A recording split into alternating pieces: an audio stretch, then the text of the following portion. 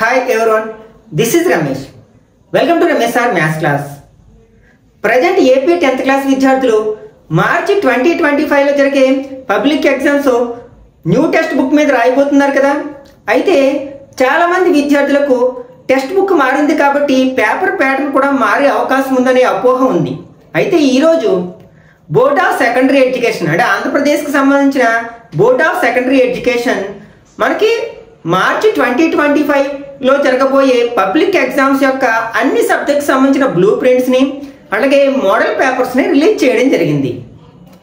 ఈరోజు వీడియోలో మనం మ్యాథమెటిక్స్ సంబంధించిన బ్లూ ప్రింట్ని అలాగే మోడల్ పేపర్ని ఎనలైజ్ చేయడానికి ప్రయత్నిద్దాం. ఇట్లా ఎనలైజ్ చేయడినట్లయితే మనం ఏ టాపిక్స్కి ఇంపార్టెన్స్ ఇవ్వాలి, అలాగే మనం తక్కువ కష్టపడడం ద్వారా ఎక్కువ మార్క్స్ ఎలా స్కోర్ చేయొచ్చు అనే దానికి అర్థమవుతుంది. కాబట్టి ఈ వీడియోని స్కిప్ చేయకుండా చివరి వరకు చూడడానికి ప్రయత్నించండి. నచ్చినట్లయితే లైక్ చేసి మీ ఫ్రెండ్స్ కూడా షేర్ చేయండి. ఫస్ట్ మనం ఇక్కడ మనకు పేపర్ ప్యాటర్న్ గురించి మాట్లాడుకున్నట్లయితే మనకి నెంబర్ ఆఫ్ క్వశ్చన్స్ మారలేదు, అలాగే మనకి సెక్షన్స్ మారలేదు. అంటే పేపర్ ప్యాటర్న్లో ఏ విధమైన మార్పు లేదనమాట. అయితే మనకి టెక్స్ట్ బుక్స్ అనేది మారింది. అంటే టెక్స్ట్ బుక్ మనం కొత్త టెక్స్ట్ బుక్ మీద మార్చిలో పబ్లిక్ ఎగ్జామ్ రాయాల్సి ఉంది కదా. అయితే మనకి ఈ బ్లూ ప్రింట్ని స్టడీ చేసినట్లయితే మనం ఏ చాప్టర్ నుంచి ఏ టైప్ ఆఫ్ క్వశ్చన్స్ అడగడానికి ఉంది అని అర్థమవుతుంది. తద్వారా మనం ఆ టైప్ ఆఫ్ క్వశ్చన్స్కి ఎక్కువ ఇంపార్టెన్స్ ఇచ్చి మిగిలిన వాటికి మనం తక్కువ ఇంపార్టెన్స్ ఇవ్వడం ద్వారా కొంత టైంని సేవ్ చేసుకోవచ్చు అనమాట. ఇప్పుడు నెంబర్ ఆఫ్ క్వశ్చన్స్ని చూసినట్లయితే అంటే క్వశ్చన్ వైజ్ వెయిటేజ్ చూసుకున్నట్లయితే ఇక్కడ మనకి 1 మార్క్ క్వశ్చన్స్ 12 వస్తారు. మనకి ఈచ్ క్వశ్చన్ క్యారీస్ 1 మార్క్ అంటే 12 మార్క్స్ అనమాట ఆ సెక్షన్కి. ఇక్కడ ఏ విధమైన చాయిస్ ఉండదు. ఈ 1 మార్క్ క్వశ్చన్స్లో మనకి all type of objective questions ఉంటాయి.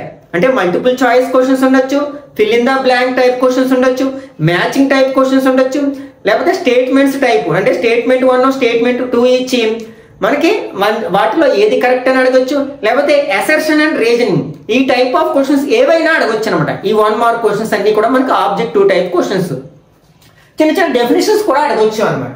అలాగే సెకండ్ ఇక్కడ మనకి 2 మార్క్స్ క్వశ్చన్స్ 8 అడగడం జరుగుతుంది.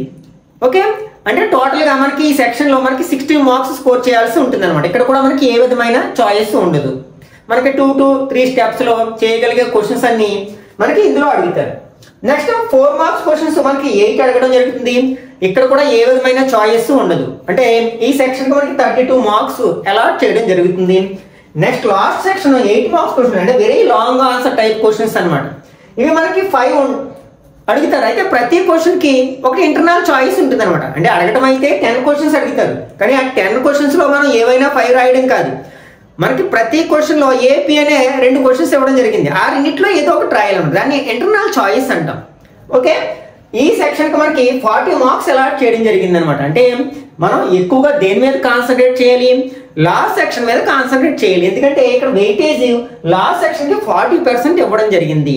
తర్వాత మనకి థర్డ్ సెక్షన్ ఈ రెండు కలిపి మనకి 72% వెయిటేజ్ ఇవ్వడం జరిగింది. కాబట్టి మనం ఎక్కువగా దీని మీద కాన్సన్ట్రేట్ చేయాలి, average and below average students.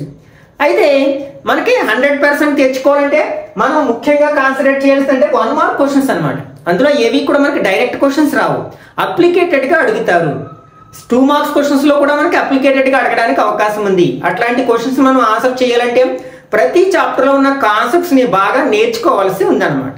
Okay, ఒకసారి ఇప్పుడు మనం చాప్టర్ వైజ్ అబ్జర్వ్ చేసినట్లయితే ఇక్కడ మనకి ఇది మనకి కాంపిటెన్సీ వైజ్ అనమాట. అంటే అకాడమిక్ స్టాండర్డ్స్ అంటాం కదా. ఇక్కడ మనకి 5 అకాడమిక్ స్టాండర్డ్స్ ఉన్నాయన్నమాట ప్రజెంట్. అవి ఏంటంటే problem solving, reasoning and proof, communication, connection, visualisation, representation.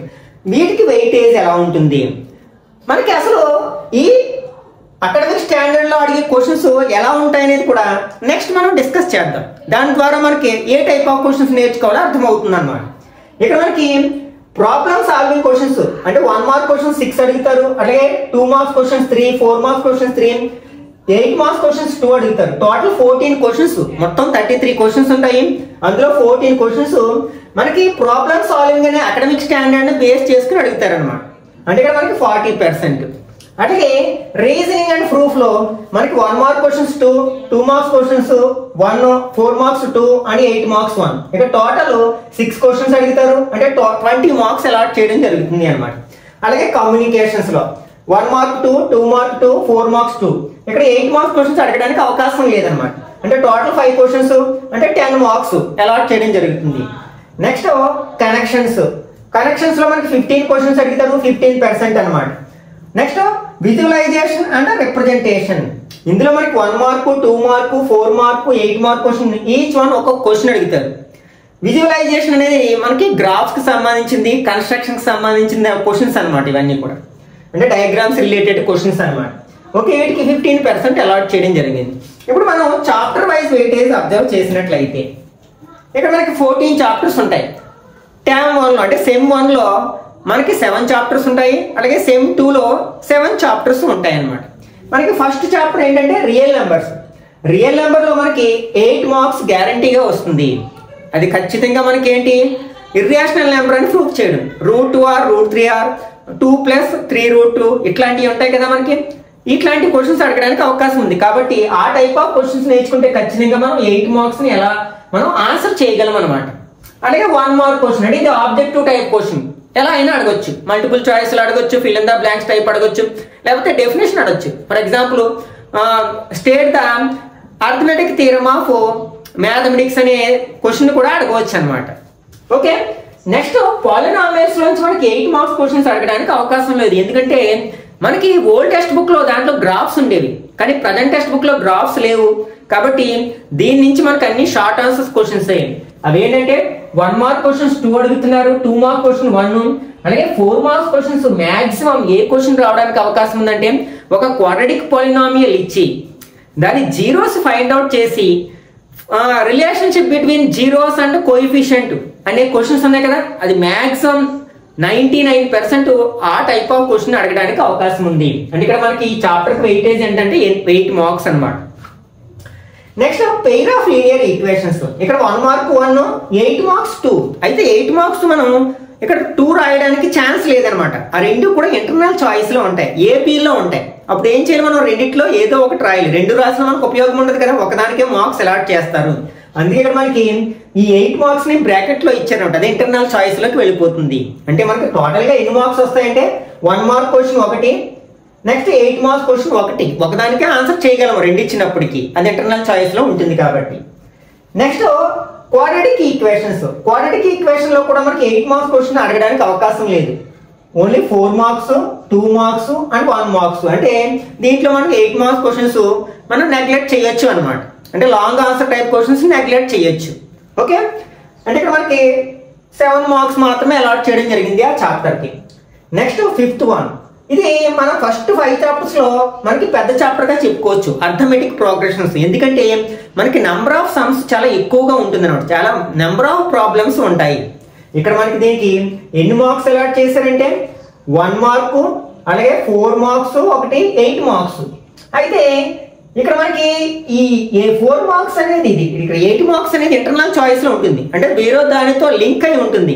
కాబట్టి మనం ఇది రాసిన లేకపోతే దీంతో ఉన్న మరొక క్వశ్చన్ రాసిన మనం ఒక్కదానికే మనకి 8 మార్క్స్ వస్తుంది. కాబట్టి ఇక్కడ మనకి ఆ 8 మార్క్స్ ఇంటర్నల్ చాయిస్ లో ఉంటుంది కాబట్టి దాన్ని బ్రాకెట్ లో ఇవ్వడం జరిగింది అనమాట. అంటే ఓవరాల్ గా మనం ఈ క్వశ్చన్ వదిలేసినట్లయితే 4 మార్కు ప్లస్ 1 మార్కు 5 మార్క్స్ రావడానికి అవకాశం ఉందన్నమాట.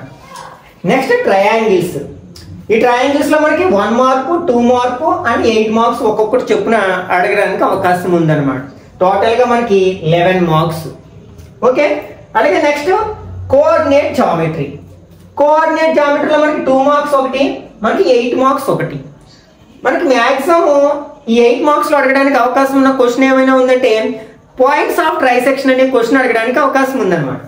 ఓకే, అట్లాగే మనకి 4 వెర్టిసెస్ ఇచ్చి అది which type of quadrilateral form అవుతుంది ఆ టైప్ ఆఫ్ క్వశ్చన్స్ కూడా అడగొచ్చు. ఇక్కడ మనకి 2 ఫార్ములాస్ నేర్చుకుంటాం. అవి ఏంటంటే సెక్షన్ ఫార్ములా 1, డిస్టెన్స్ ఫార్ములా. ఆ రెండింటి మీద బేస్ అయ్యి ఏదో క్వశ్చన్ అడగొచ్చు అనమాట.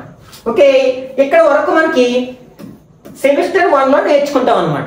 టోటల్ మనకి 51 మార్క్స్ అలాట్ చేయడం జరిగింది సెమిస్టర్ 1 నుంచి. అంటే మిగిలిన 49 మార్క్స్ మనకి ఎక్కడి నుంచి స్కోర్ చేస్తామన్నమాట, సెమిస్టర్ 2 నుండి కోర్స్ చేస్తాం అనమాట. ఓకే, సెమిస్టర్ 2 లో ఫస్ట్ చాప్టర్ ఏంటంటే ఇంట్రడక్షన్ టు జామెట్రీ, ట్రిగనామెట్రీ. ఈ ట్రిగనామెట్రీ లోంచి మనకి 1 మార్కు, 2 మార్కు, 4 మార్క్స్ అడుగుతున్నారు. ఇక్కడ 8 మార్క్స్ అడగడానికి అవకాశం లేదనమాట. అంటే అంత లాంగ్ ఆన్సర్స్ క్వశ్చన్స్ అందులో ఏమీ ఉండవు మనకి. Short answers and very short answers questions ఉంటాయి. టోటల్గా మనం 7 మార్క్స్ స్కోర్ చేయొచ్చు. అలాగే నీకు సమ్ అప్లికేషన్స్ ఆఫ్ ట్రిగనామెట్రీ, ఇందులో మనకి 1 మార్కు 2 మార్కు అండ్ 8 మార్క్స్. ఖచ్చితంగా ఇందులోంచి మనకి 8 మార్క్స్ వస్తాయి అనమాట. అంటే heights and distances related questions అనమాట అప్లికేషన్స్ అంటే. ఓకే, అంటే ఓవరాల్ గా మనం ఇది ఇంటర్నల్ చాయిస్ లో ఉన్నప్పటికీ మనం రాస్తే 8 మార్క్స్ వస్తాయి. అప్పుడు మనకి ఎన్ని మార్క్స్ స్కోర్ చేయొచ్చు? 11 మార్క్స్ స్కోర్ చేయొచ్చు ఒకవేళ దీన్ని అటెంప్ట్ చేస్తే. అది మనం చాయిస్ లో వదిలేస్తే ఓన్లీ 3 మార్క్స్ మాత్రమే స్కోర్ చేయగలం అనమాట. Next circles. యాక్చువల్గా మనకు పాత టెక్స్ట్ బుక్ లో ఈ రెండు కలిపి టాపిక్స్ కలిపి ఒక చాప్టర్ గా ఉండేది, అంటే tangents and sequence to a circle అని. దాన్ని విడగొట్టేసి ఈ టాంజెంట్స్ నేమో సర్కిల్స్ రూపంలోని, అలాగే సీక్వెన్స్ కి సంబంధించిన కాన్సెప్ట్ అంతా ఏరియాస్ రిలేటెడ్ టు సర్కిల్స్ అనే చాప్టర్ లో ఇవ్వడం జరిగింది అన్న. 2 చాప్టర్స్ చేశారనమాట దాన్ని. ఓకే, ఇక్కడ మనకి సర్కిల్స్ నుంచి మనకి లాంగ్ ఆన్సర్ టైప్ క్వశ్చన్స్ అడగడానికి అవకాశం లేదు. 1 mark 2 mark and 4 marks questions అడుగుతారు. Next areas related to circles, దీని నుంచి మనకి 8 మార్క్స్ క్వశ్చన్స్ అడగడానికి అవకాశం ఉంది. కాబట్టి దీని మీద కూడా మనం కాన్సన్ట్రేట్ చేయాల్సి ఉంది అనమాట. ఇంక మనం షార్ట్ ఆన్సర్ క్వశ్చన్స్ ఏవి కూడా మనం నేర్చుకోవాల్సిన అవసరం లేదు, ఎందుకంటే ఓన్లీ 8 మార్క్స్ క్వశ్చన్ వస్తుంది ఈ చాప్టర్ నుంచి. మిగిలిన వాటిని మనం లీవ్ చేయొచ్చు. కాన్సెప్ట్స్ కూడా మనం పెద్దగా నేర్చుకోవాల్సిన అవసరం లేదు, ఎందుకంటే 1 మార్క్ క్వశ్చన్ కూడా మనకి వచ్చే అవకాశం లేదు. Next surface areas and volumes, ఇందులో కూడా మనకి లాంగ్ ఆన్సర్ టైప్ క్వశ్చన్ అడగడానికి అవకాశం లేదు. Only 1 mark 2 mark and 4 marks అంటే టోటల్ 7 స్కోర్ చేయొచ్చు మనం. నెక్స్ట్ స్టాటిస్టిక్స్, ఇది కూడా one of the important and easiest chapter అనమాట. అంటే ఇక్కడ మనకి ఇందులో 1 మార్కు 2 మార్కు క్వశ్చన్స్ అడగడానికి అవకాశం లేదు, కానీ 4 అండ్ 8 అంటే ఇక్కడ 12 మార్క్స్ స్కోర్ చేయొచ్చు. అఫ్ కోర్స్ అది ఇంటర్నల్ చాయిస్ లో ఉన్న మనం రాసినట్లయితే ఆ రెండిట్లో మనం ఒకటి రాసిన స్టాటిస్టిక్స్ సంబంధించి రాస్తే మనం ఎన్ని మార్క్స్ స్కోర్ చేయొచ్చు? అప్పుడు 12 మార్క్స్ స్కోర్ చేయొచ్చు. 4 మార్క్స్ ఒకటి అండ్ 8 మార్క్స్ ఒకటి. నెక్స్ట్ ప్రాబబిలిటీ, ఇది మనకి సెకండ్ సెమిస్టర్ లో ఈజియెస్ట్ చాప్టర్ గా చెప్పుకోవచ్చు అనమాట. ఒకే ఒక కాన్సెప్ట్ ని బేస్ చేసుకుని, ఒకే ఒక ఫార్ములాని బేస్ చేసుకుని ఈ ప్రాబబిలిటీ అనే చాప్టర్ లో ఉన్న అన్ని సమ్స్ సాల్వ్ చేసేసేయచ్చు అనమాట. దీనిలోంచి మనకి 13 మార్క్స్ స్కోర్ చేయొచ్చు అనమాట ఇంచుమించు. మనకి సెకండ్ సెమిస్టర్ లో అన్నిటికంటే ఎక్కువ వెయిటేజ్ ఇచ్చిన చాప్టర్ ఏంటంటే మనకి 13 మార్క్స్ మనకి ప్రాబబిలిటీ. పైగా ఇది ఈజియెస్ట్ చాప్టర్ అనమాట. మనకి 1 మార్క్ క్వశ్చన్ ఒకటి వస్తుంది, నెక్స్ట్ 4 మార్క్స్ ఒకటి వస్తుంది, అట్లాగే 8 మార్క్ క్వశ్చన్ ఒకటి వస్తుంది. మనకి యావరేజ్ బిలో యావరేజ్ స్టూడెంట్స్ కనుక మనకి ఈ ఫస్ట్ 3 చాప్టర్స్ నేర్చుకుంటే మనకి ఫర్ ఎగ్జాంపుల్ ఇది 8 మార్క్స్ అంటే మనం 9, 9, 18, 26 మార్క్స్ వస్తాయి ఇక్కడికి. ఓకే, అట్లాగే మనం మిగిలిన వాటిలో క్వాడ్రాటిక్ ఈక్వేషన్స్ కూడా ఈజీగా ఉంటుంది మనకి. ఇక్కడ ఒక 7 మార్క్స్ అంటే 33 మార్క్స్. నెక్స్ట్ కోఆర్డినేట్ జామెట్రీ, అది కూడా మనకి ఈజీగా ఉంటుంది అనమాట. అక్కడ మనం ఎంత స్కోర్ చేయొచ్చు? 10 మార్క్స్ స్కోర్ చేయొచ్చు. ఓకే, ఇక్కడికి 43 మార్క్స్ స్కోర్ చేసేయచ్చు ఈజీగా.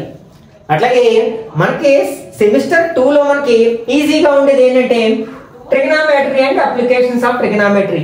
ఇక్కడ 11 + 7 18 మార్క్స్ స్కోర్ చేయొచ్చు ఈజీగా. అలాగే మనకి సర్కిల్స్ కూడా మనకి టాపిక్ చిన్నగా ఉంటుంది కాబట్టి దాని నుంచి కూడా ఈజీగా 7 మార్క్స్ స్కోర్ చేయొచ్చు. ముఖ్యంగా కాన్సన్ట్రేట్ చేయాల్సిన టాపిక్స్ ఏంటంటే 13 and 14 చాప్టర్స్. ఈజీగా మనం 25 మార్క్స్ స్కోర్ చేయొచ్చు. 2 చాప్టర్స్ మీద మనం కాన్సన్ట్రేట్ చేసామంటే 1/4 అంటే 25% మార్క్స్ ఓన్లీ ఈ 2 చాప్టర్స్ నేర్చుకుంటే సెమిస్టర్ 2 లో నేర్చుకోవచ్చు మనం స్కోర్ చేయొచ్చు అనమాట. ఓకే, ఇప్పుడు అసలు మనం ఇందాక అకాడమిక్ స్టాండర్డ్స్ గురించి మాట్లాడుకున్నాం కదా, అందులో అడిగే క్వశ్చన్స్ ఎలా ఉంటాయో ఒకసారి అబ్జర్వ్ చేద్దాం. ఓకే, మనం ఫస్ట్ ఏంటంటే ప్రాబ్లమ్ సాల్వింగ్. ఈ ప్రాబ్లమ్ సాల్వింగ్ లో భాగంగా అడిగే క్వశ్చన్స్ ఎలా ఉంటాయంటే find the value of, find అనే దాంతో స్టార్ట్ అవుతాయి అనమాట. లేకపోతే ఎవాల్యుయేట్ ద వాల్యూ ఆఫ్, ఈ టైప్ ఆఫ్ క్వశ్చన్స్ ఉంటాయి కదా డైరెక్ట్ గా. ఇట్లాంటి క్వశ్చన్స్ అన్ని కూడా మనకి ఈ ప్రాబ్లమ్ సాల్వింగ్ లో భాగంగా అడుగుతారనమాట. నెక్స్ట్ మనకి సెకండ్ రీజనింగ్ అండ్ ప్రూఫ్ లో మనకి ఈ టైప్ ఆఫ్ క్వశ్చన్స్ ఉంటాయి, అంటే స్టేట్మెంట్స్ టైప్ అనమాట. షార్ట్ ఆన్సర్స్ లో మనకి స్టేట్మెంట్స్ టైప్ ఉంటాయి కదా, ఇట్లాంటివి అడగడానికి అవకాశం ఉందన్నమాట. నెక్స్ట్ మనకి థర్డ్ కమ్యూనికేషన్స్ లో మనకి pair of linear equations in 2 variables అనే చాప్టర్ ఉంది కదా, అందులో మనకి ఇన్ఫర్మేషన్ ఇచ్చి వాటిని ఈక్వేషన్ లో కన్వర్ట్ చేయమని అడగొచ్చు అనమాట. ఇది మోస్ట్ ఇంపార్టెంట్ క్వశ్చన్. ఆ టైప్ ఆఫ్ క్వశ్చన్స్, అలాగే assertion and reasoning type questions కూడా ఉంటాయి ఇందులోకి వస్తాయి. అలాగే షో దట్, ప్రూవ్ దట్, ఇట్లాంటి క్వశ్చన్స్ ఉంటాయి కదా, ఈ టైప్ ఆఫ్ క్వశ్చన్స్ అన్ని కూడా మనకి కమ్యూనికేషన్ లోకి వస్తాయి అన్నమాట. Okay, next connections. ఈ కనెక్షన్స్ లో మనకి మ్యాచింగ్ టైప్ క్వశ్చన్స్, అలాగే మనకి ప్రాబబిలిటీలో ఉండే ప్రతి క్వశ్చన్ కూడా మనకి ఈ కనెక్షన్ లో భాగంగా అడగడం జరుగుతుంది అనమాట. Next visualisation and representation. ఇక్కడ మనకి డయాగ్రామ్స్, గ్రాఫ్లు, డయాగ్రామ్స్ అన్ని కూడా మనకి ఇందులోకి వస్తాయి అనమాట. మనకి పాత టెక్స్ట్ బుక్ లో అయితే పాలినామియల్స్ లో గ్రాఫ్స్ ఉండేవి, అలాగే ట్రయాంగిల్స్ అనే చాప్టర్ లో కన్స్ట్రక్షన్స్ ఉండేవి, అలాగే సర్కిల్స్ అంటే మనకి టాంజెంట్స్ అండ్ సీక్వెన్స్ అనే చాప్టర్ లో కన్స్ట్రక్షన్స్ ఉండేవి, టాంజెంట్స్ డ్రా చేయడం, అలాగే స్టాటిస్టిక్స్ లో కూడా మనకి గ్రాఫ్స్ ఉండేవి. కానీ ప్రజెంట్ టెక్స్ట్ బుక్ లో మనకి 8 మార్క్స్ కట్టడానికి అవకాశం ఉంది ఒకే ఒక చాప్టర్, ఏంటంటే pair of linear equations in 2 variables. అక్కడ మాత్రమే మనకి గ్రాఫ్ ఉంది. కాబట్టి ఈ అకాడమిక్ స్టాండర్డ్ లో భాగంగా అడిగే క్వశ్చన్ ఖచ్చితంగా పెయిర్ ఆఫ్ లీనియర్ ఈక్వేషన్ నుంచే వస్తుంది. మరి ఎక్కడా కూడా మనకి టెక్స్ట్ బుక్ లో గ్రాఫ్స్ కానీ, గ్రాఫ్స్ అంటే మనకి పాలినామియల్ లో గ్రాఫ్స్ ఉంటాయి కానీ అక్కడ గ్రాఫ్ డ్రా చేయాల్సిన అవసరం లేదు. గ్రాఫ్ ని ఇంటర్ప్రిటేషన్ చేయాలి. గ్రాఫ్ ఇచ్చినప్పుడు అందులో ఎన్ని జీరోస్ ఉంటాయి, జీరోస్ ఏంటి, ఇట్లాంటి అనమాట. మనం డ్రా చేయాల్సిన పని ఉండదు అనమాట. కాబట్టి అది very short answer type questions గా అడుగుతారు. కాబట్టి దీని మీద మనం గ్రాఫ్స్ నేర్చుకున్నట్లయితే pair of linear equations in 2 variables లో 8 మార్క్స్ పక్కాగా వస్తాయి అన్నమాట. ఓకే, నెక్స్ట్ ఒకసారి గవర్నమెంట్ రిలీజ్ చేసిన మోడల్ పేపర్ ని స్టడీ చేసినట్లయితే మనం ఇంతకుముందే చెప్పుకున్నాం కదా, ఫస్ట్ సెక్షన్ లో వెరీ షార్ట్ ఆన్సర్ టైప్ అంటే ముఖ్యంగా ఇవి ఆబ్జెక్టివ్ టైప్ క్వశ్చన్స్ అనమాట. ఇందులో మనకి అన్ని టైప్ ఆఫ్ ఆబ్జెక్టివ్ క్వశ్చన్స్ ఉంటాయి. Choose the correct answer questions ఉంటాయి, ఫిల్ ఇన్ ద బ్లాంక్స్ ఉంటాయి, అలాగే మ్యాచింగ్ ఉండొచ్చు, లేకపోతే స్టేట్మెంట్స్ టైప్ క్వశ్చన్స్ ఉండొచ్చు, statement and assertion type questions ఉండొచ్చు, లేకపోతే చిన్న చిన్న డెఫినేషన్స్ ఉండొచ్చు అనమాట. ఒకసారి మనం అబ్జర్వ్ చేసినట్లయితే ఫస్ట్ క్వశ్చన్ చూడండి, find the prime factorisation of 30. ఇది ఫస్ట్ చాప్టర్. ఇది మనకి రియల్ నెంబర్స్ లోంచి అడిగిన క్వశ్చన్ అనమాట. దీన్ని ప్రైమ్ ఫ్యాక్టరైజేషన్ చేస్తాం. ఇది అందరూ ఆల్రెడీ మనకి చాప్టర్స్ ఫినిష్ అయిపోయి కాబట్టి ఇట్లా వేసుకుంటాం కదా, 2 15 టైమ్స్, 3 5 టైమ్స్, ఇట్లా ప్రైమ్ ఫ్యాక్టరైజేషన్ చేస్తే సరిపోతుంది అనమాట. దీనికి 1 మార్క్. నెక్స్ట్ సెకండ్ క్వశ్చన్ చూడండి, assertion and reasoning. Some of the zeros of quadratic polynomial అని 2x² + 3x - 4 ఈజ్ -3/2. ఇక్కడ రీజన్ ఏంటంటే some of the zeros of A quadratic polynomial ax² + bx + c is c/a అన్నారు. ఇక్కడ మనకి ఒక quadratic polynomial యొక్క some of the zeros find out చేయడానికి formula ఏం నేర్చుకున్నాం మనం, -b/a నేర్చుకున్నాం, -3/2. ఇది కరెక్టే. కానీ some of the zeros of the quadratic polynomial ఇది ఫార్ములా తప్పు. అంటే ఇక్కడ మనకి అసర్షన్ కరెక్ట్ కానీ రీజన్ తప్పు అన్నమాట. ఇట్లా మనం కాన్సెప్ట్స్ నేర్చుకోవడం ద్వారా ఈ 1 మార్క్ టైప్ క్వశ్చన్స్ ని ఈజీగా ఆన్సర్ చేయొచ్చు అనమాట. అలాగే general form of linear equation in 2 variables. ఇక్కడ only linear equation in 2 variables ఎలా ఉంటుంది, ax + by + c = 0 ఫార్మ్ లో ఉంటుంది అనమాట. ఇది రాస్తే మనకి 1 మార్క్. ఇది fill in the blank type question. Next, if nth term of AP is an = 2n - 6 then a2 a3 అంటే మ్యాచింగ్ టైప్ క్వశ్చన్స్ అనమాట. ఇక్కడ n ప్లేస్ లో మనం 2 రాసాం అనుకోండి, 2 2s are 4 లోంచి 6 మైనస్ చేస్తే -2 వస్తుంది. అంటే ఇట్లా మ్యాచ్ చేయొచ్చు అనమాట. మనం 3 రాసాం అనుకోండి, 2 3s are 6 6 - 6 0 అవుతుంది. అట్లా ఏంటి ఇది అనమాట. ఈ విధంగా మనం మ్యాచింగ్ చేసుకోవచ్చు అనమాట. నెక్స్ట్ ఫిఫ్త్ వన్ స్టేట్మెంట్స్ అనమాట. 2 స్టేట్మెంట్స్ ఇచ్చారు, ఆ రెండిట్లో ఏవి correct. First the all similar triangles అనే ట్రయాంగిల్స్ అనే చాప్టర్ సంబంధించింది. ఇదేమో అర్థమెటిక్ ప్రోగ్రెషన్స్ అనే చాప్టర్ నుంచి అడిగిన క్వశ్చన్ అనమాట. All similar triangles are congruent. ఇది రాంగ్ స్టేట్మెంట్ అన్నమాట, ఇది false. Okay, all right angle isosceles triangles are similar. ఇది మనకి ట్రూ అవుతుంది అనమాట. ఓకే, ఇది మనకి ట్రయాంగిల్స్ అనే చాప్టర్ నుంచి అడిగిన questions. Okay, next 6th question, a person standing 20 meters away from the base of the building observe that. ఇది మనకి సమ్ అప్లికేషన్స్ ఆఫ్ ట్రిగనోమెట్రీ అనే చాప్టర్ నుంచి అడిగిన క్వశ్చన్ అనమాట. ఓకే, చిన్న కాలిక్యులేషన్ చేస్తే సరిపోతుంది, అసలు కాలిక్యులేషన్ చేయవసరం లేదు మనకి. ఓకే, ఇట్లా డయాగ్రామ్ డ్రా చేసినట్లయితే ఇక్కడ ఏమన్నాడు, ఏ person standing 20 meters away from a base of a building. ఇది బిల్డింగ్ అనుకున్నట్లయితే దీనికి 20 meters డిస్టెన్స్ లో ఒక పర్సన్ నిల్చున్నాడు.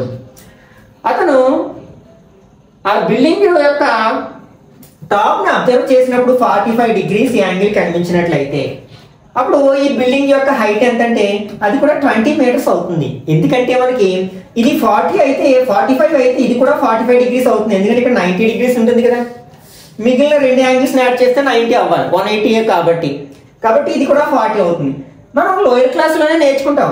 ఏదైనా ఒక ట్రయాంగిల్ 2 యాంగిల్స్ ఈక్వల్గా ఉంటాయి, వాటికి ఆపోజిట్గా ఉంటే సైడ్స్ కూడా ఈక్వల్గా ఉంటాయి. కాబట్టి దీనికి ఆపోజిట్గా సైడ్ ఉన్న సైడ్ 20 అయితే ఇది కూడా 20 అవుతుంది. ఇట్లా మనం అప్లికేషన్ ద్వారా మనం ఈ క్వశ్చన్కి ఆన్సర్ చేయొచ్చు. మనం ఇదంతా చేయక్కర్లేదు, డైరెక్ట్ ఆన్సర్ రాసేయచ్చు. క్వశ్చన్ నెంబర్ 8 ఆన్సర్ రాసేస్తే సరిపోతుంది అనమాట.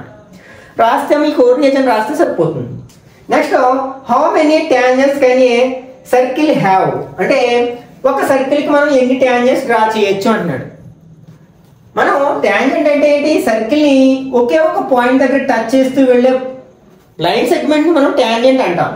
మన సర్కిల్ యొక్క సర్కంఫరెన్స్ మీద ఇన్ఫైనైట్ నెంబర్ ఆఫ్ పాయింట్స్ ఉంటాయి. అప్పుడు ప్రతి పాయింట్ దగ్గర ఒక్కొక్క ట్యాంజెంట్ డ్రా చేయొచ్చు కదా, అక్కడ ఇన్ఫైనైట్ అనమాట. ఇదే క్వశ్చన్ ఇంకోలా అడిగితే, for example, how many tangent can we draw to a circle from an external point, అంటే ఒక ఎక్స్టర్నల్ పాయింట్ నుంచి ఎన్ని ట్యాంజెంట్ డ్రా చేయొచ్చు అంటే ఇట్లా ఒకటి ఇట్లా ఒకటి, ఓన్లీ 2 మాత్రమే అవుతుంది అప్పుడు ఆన్సర్. ఎక్స్టర్నల్ పాయింట్ అనే టర్మ్ ఇక్కడ వచ్చినప్పుడు అనమాట. నెక్స్ట్ 8th వన్, ఇది మనకి విజువలైజేషన్, అంటే academic standard 5 draw a rough figure of cylinder with height h centimetres and base radius r centimetres. మనం వీటి గురించి మనం 9th క్లాస్లోనే నేర్చుకున్నాం కదా. ఒక రఫ్ డయాగ్రామ్ వేయమంటారు అనమాట. ఇక్కడ మెజర్మెంట్స్ ఏమి తీసుకోవట్లేదు. ఓకే, ఇక్కడ హైట్ ఏమో h, బేస్ రేడియస్ ఏమో r, ఇట్లా వేస్తే సరిపోతుంది అనమాట. నెక్స్ట్ ఇది సర్ఫేస్ ఏరియాస్ అండ్ వాల్యూమ్స్ అనే చాప్టర్ నుంచి అనమాట. ఏరియాస్ అండ్ వాల్యూమ్స్ అనే చాప్టర్ నుంచి. ఇది మనకి ప్రాబబిలిటీ అనే చాప్టర్ నుంచి అడిగిన క్వశ్చన్. చిన్న కాలిక్యులేషన్ చేయాల్సి ఉంటుంది అనమాట. P of E bar equal to 1 minus P of E అని. నెక్స్ట్ ఈ 3 క్వశ్చన్స్ కూడా మనకి choose the correct answer type questions. Zero of the polynomial AX plus B, అంటే దాని జీరో ఫైండ్ అవుట్ చేయాలంటే ఆ పాలినామియల్ ని జీరోకి ఈక్వల్ చేయాలి. అప్పుడు AX equal to plus B అంటే ఏమవుతుంది? మైనస్ B అవుతుంది. ఈ ఏని RHS లో ట్రాన్స్పోజ్ చేస్తే బై ఏ అవుతుంది కదా, మైనస్ B బై ఏ. కాబట్టి ఇక్కడ ఆన్సర్ ఏమవుతుందంటే D అవుతుంది అనమాట.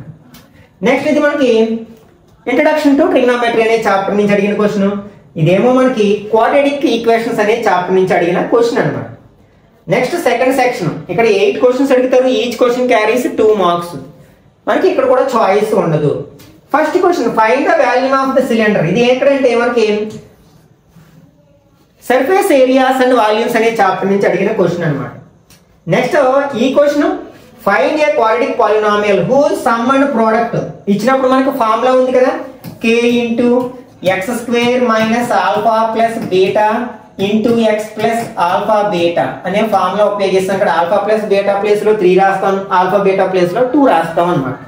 ఓకే, ఇది మనకి పాలినామియల్స్ అనే చాప్టర్ నుంచి అడిగిన క్వశ్చన్.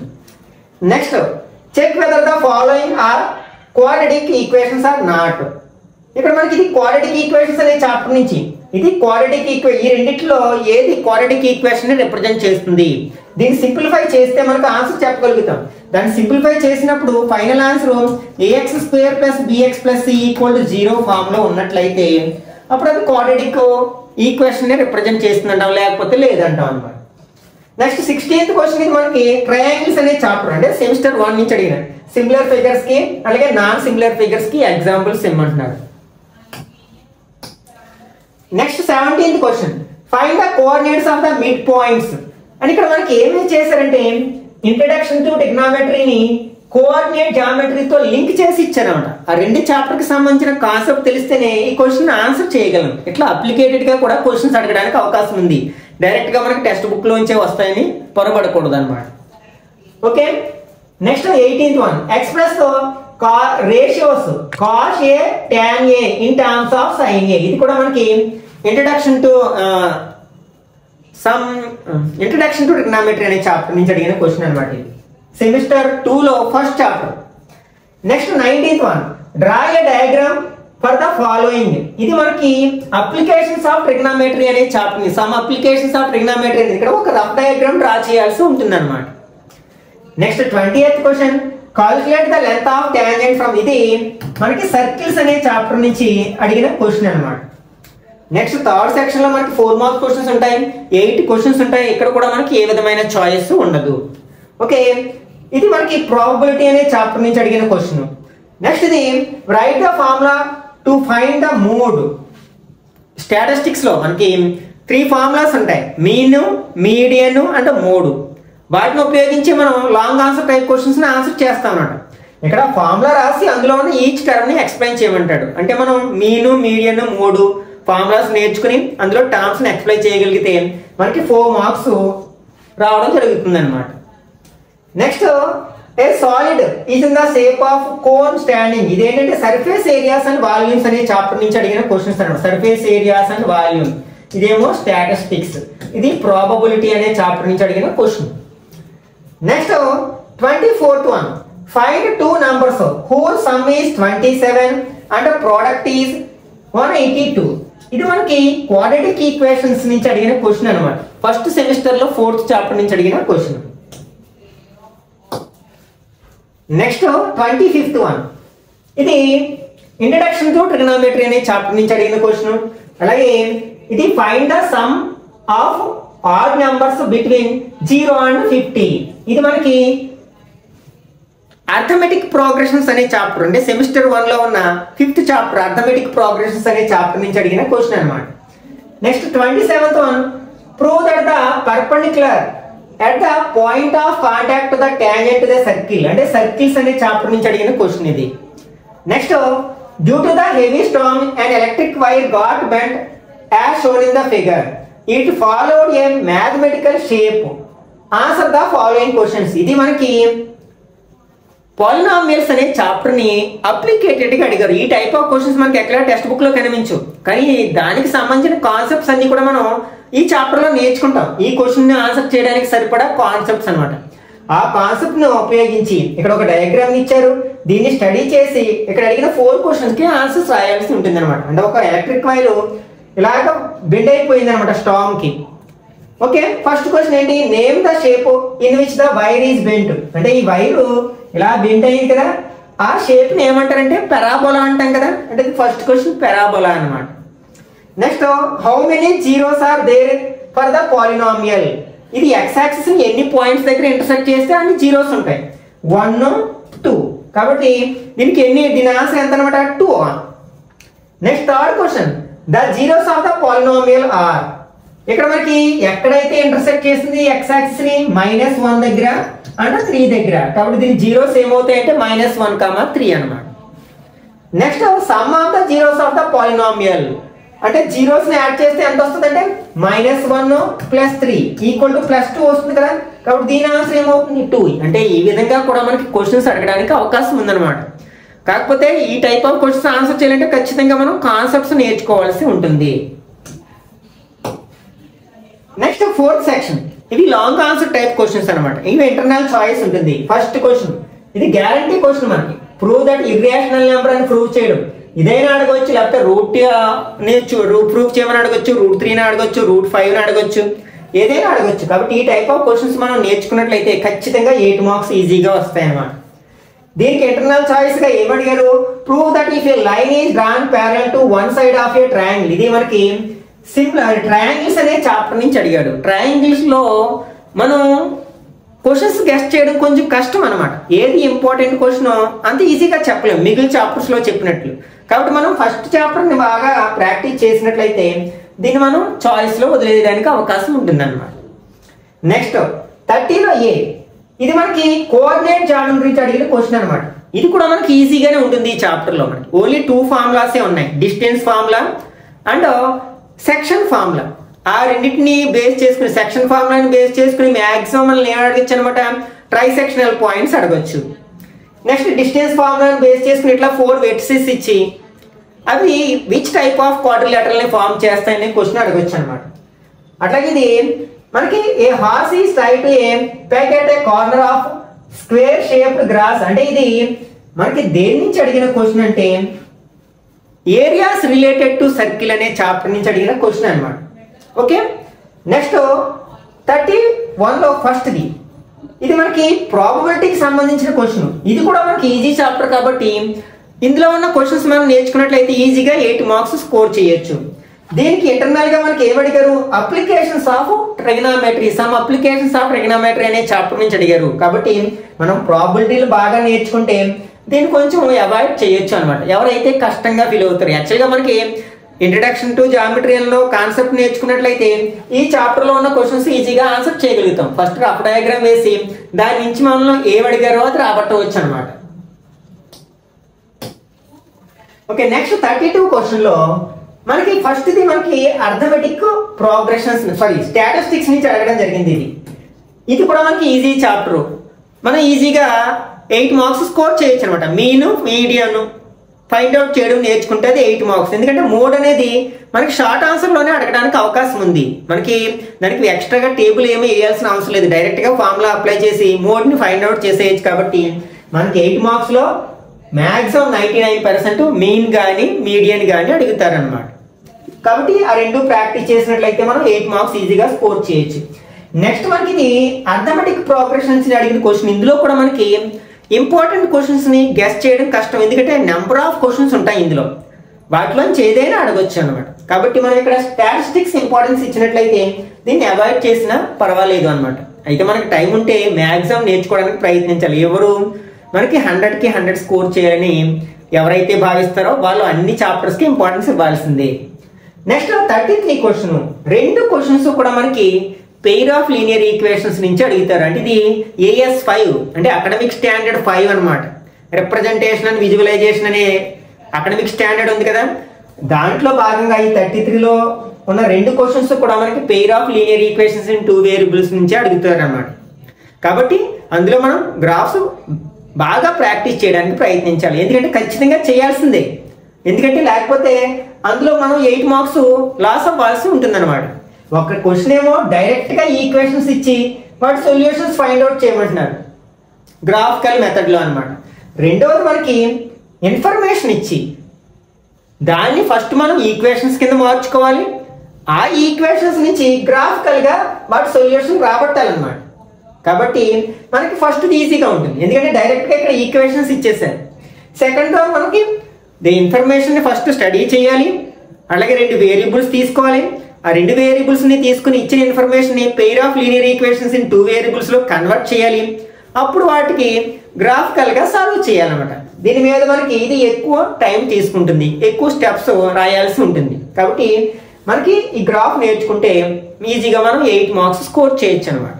మనకి పాత టెక్స్ట్ బుక్తో కంపేర్ చేసుకున్నట్లయితే ప్రజెంట్ టెక్స్ట్ బుక్ చాలా ఈజీగా ఉందని చెప్పొచ్చు అనమాట. చాలా టాపిక్స్ ఇంచుమించు 30 to 40% టాపిక్స్ని మనకి తీసేయడం జరిగింది అనమాట. డిలీట్ చేయడం జరిగింది కొత్త టెక్స్ట్ బుక్లో. అందులో మనకి కన్స్ట్రక్షన్స్ ఉండేవి.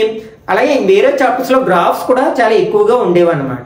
కాబట్టి మీరు ఇప్పటి నుంచి కూడా ఒక ప్లానింగ్ ప్రకారం ఈ బ్లూ ప్రింట్ని దగ్గరే పెట్టుకుని ఓకే. అలాగే మోడల్ పేపర్లో ఏ టైప్ ఆఫ్ క్వశ్చన్స్ ఎలా అడుగుతున్నారు, అంటే ఏ క్వశ్చన్ ఏ అకాడమిక్ స్టాండర్డ్ నుంచి వస్తుంది అని మనం స్టడీ చేసినట్లయితే మ్యాథమెటిక్స్లో 100/100 తెచ్చుకోవడం చాలా ఈజీ అనమాట, మిగిలిన సబ్జెక్ట్స్తో కంపేర్ చేసుకుంటే. కాబట్టి ఈ వీడియో మీకు చాలా ఉపయోగపడుతుందని భావిస్తున్నాను. కాబట్టి నచ్చినట్లయితే లైక్ చేయండి. అలాగే మీ ఫ్రెండ్స్ కూడా ఖచ్చితంగా షేర్ చేయండి. ఎవరైతే ఉపయోగపడుతుందని మీరు భావిస్తున్నారో వాళ్ళందరికీ షేర్ చేయడానికి ప్రయత్నించండి. అట్లాగే మనం కొత్త టెక్స్ట్ బుక్ మీద ఆల్రెడీ మనకి కోఆర్డినేట్ జామెట్రీ వరకు ఉన్న అన్ని చాప్టర్స్ని ఫినిష్ చేయడం జరిగింది. మీరు యూట్యూబ్లో ప్లేలిస్ట్లోకి వెళ్ళినట్లయితే ఏపీ న్యూ టెక్స్ట్ బుక్ అని 10th క్లాస్ బ్రాకెట్లో ఏపీ న్యూ టెక్స్ట్ బుక్ అని ఉంటుంది. మీకు అక్కడి నుంచి కావాల్సిన వీడియోని చూడవచ్చు అనమాట. ఓకే, నెక్స్ట్ వీడియోలో మళ్ళీ కలుసుకుందాం. Till then bye bye now.